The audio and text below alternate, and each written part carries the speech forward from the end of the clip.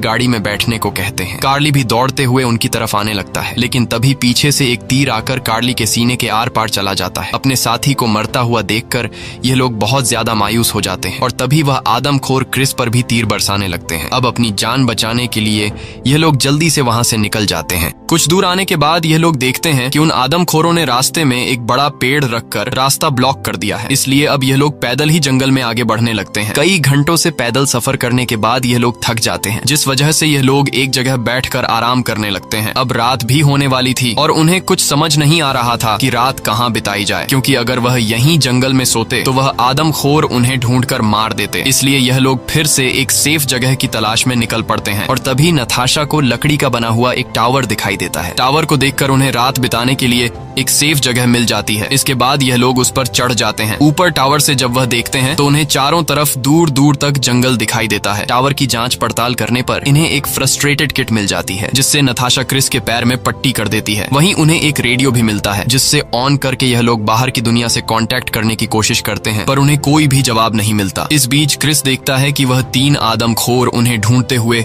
Tower के पास पहुंच गए हैं। उन्हें देखकर यह लोग चुपचाप बैठ जाते हैं और उनके जाने का इंतजार करते हैं, पर तभी कोई रेडियो पर उन्हें जवाब देता है, जिसकी आवाज नीचे मौजूद 3 आदमखोर सुन लेते हैं और वह समझ जाते हैं कि यह लोग ऊपर टावर में छिपे हैं। जिसके बाद आदमखोर ऊपर टावर पर चढ़ने लगते हैं। अब अपनी जान बचाने के लिए क्रिस टावर में अंदर आने का रास्ता ब्लॉक कर देता है। अब कुछ देर तक शांति हो जाती है और उन्हें लगने लगता है कि शायद आदमखोर यहाँ से चले गए, पर तभी इनके टावर में धुआं होने लगता है, जिससे उन्हें पता चलता है कि उन आदमखोरों ने टावर को आग लगा दी है। अब यह लोग बुरी तरह से फंस चुके थे और उन्हें अपनी मौत दिखाई देने लगती है। क्रिस कहता है कि अगर हम यहाँ रहे तो आग में जलकर मारे जाएंगे, इसलिए क्यों न सामने के पेड़ पर कूदकर अपनी जान बचाने की कोशिश की जाए। अब यहाँ क्रिस सबसे पहले टावर से सामने के पेड़ पर कूद जाता है और पेड़ की एक टहनी को पकड़कर नीचे गिरने से खुद को बचाता है। जिसके बाद वह 2 लड़कियां भी टावर से पेड़ पर कूद जाती हैं, लेकिन कूदते समय नीचे 3 आदमखोर उन्हें देख लेते हैं और उनमें से एक उन्हें मारने पेड़ पर चढ़ने लगता है। उधर ये लोग टहनियों के सहारे धीरे धीरे आगे बढ़ते हैं, लेकिन नताशा सबसे पीछे होती है और तभी पीछे से एक आदमखोर आकर नताशा को बड़ी बेरहमी से मार डालता है। अब क्रिस जेसी को लेकर आगे बढ़ता है, लेकिन वह आदमखोर भी उनका पीछा करने लगता है। अब यहाँ क्रिस के दिमाग में एक आइडिया आता है। क्रिस समझदारी से काम लेते हुए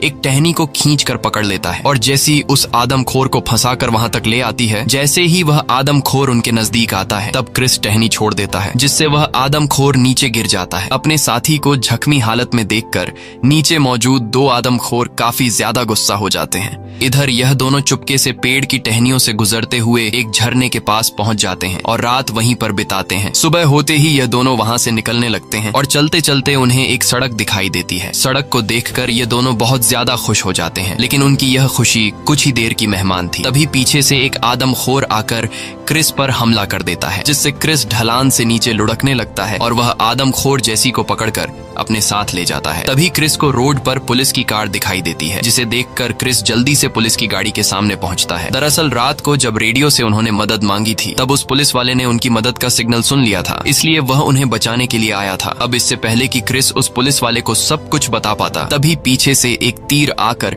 पुलिस की आंख फोड़ देता है। ये देखकर क्रिस बहुत ज्यादा घबरा जाता है और वह जल्दी से उसी पुलिस की गाड़ी में बैठकर वहां से निकलने लगता है, लेकिन कार की चाबी पुलिस के पास थी। अब क्रिस उस पुलिस वाले की जेब से चाबी निकाल नहीं सकता था, क्योंकि वह आदमखोर क्रिस के काफी करीब आ चुका था। इसलिए क्रिस खुद को बचाते हुए झाड़ियों के पीछे छिप जाता है और तभी वह आदमखोर पुलिस की लाश को उठाकर गाड़ी में डाल देता है और जैसे ही वह गाड़ी को स्टार्ट कर वहां से जाने वाला होता है, तभी क्रिस जल्दी से उसकी कार के नीचे आकर कार को कसकर पकड़ लेता है। जिसके बाद आदमखोर कार को अपने घर की तरफ ले जाने लगता है। वहीं उन्होंने जेसी को घर पर बांध रखा था और अब यह लोग जेसी को जिंदा पकाने वाले थे। तभी बाहर वह दूसरा आदमखोर भी आ जाता है, जिसके गाड़ी के नीचे क्रिस छिपा हुआ था। वह आदमखोर उस मरे हुए पुलिस की बॉडी को उठाकर घर के अंदर ले जाता है और ये लोग उस पुलिस की बॉडी को काटकर उसके टुकड़े बना लेते हैं। इसके बाद एक आदमखोर चाकू उठाकर जेसी को मारने के लिए आता है, पर तभी क्रिस उनके दरवाजे पर आग लगा देता है और जैसे ही वह आदमखोर दरवाजे की तरफ जाता है, तब क्रिस फुल स्पीड से कार घर के अंदर घुसाकर उस आदमखोर को कुचल देता है। इसके बाद क्रिस दूसरे आदमखोर पर हमला करके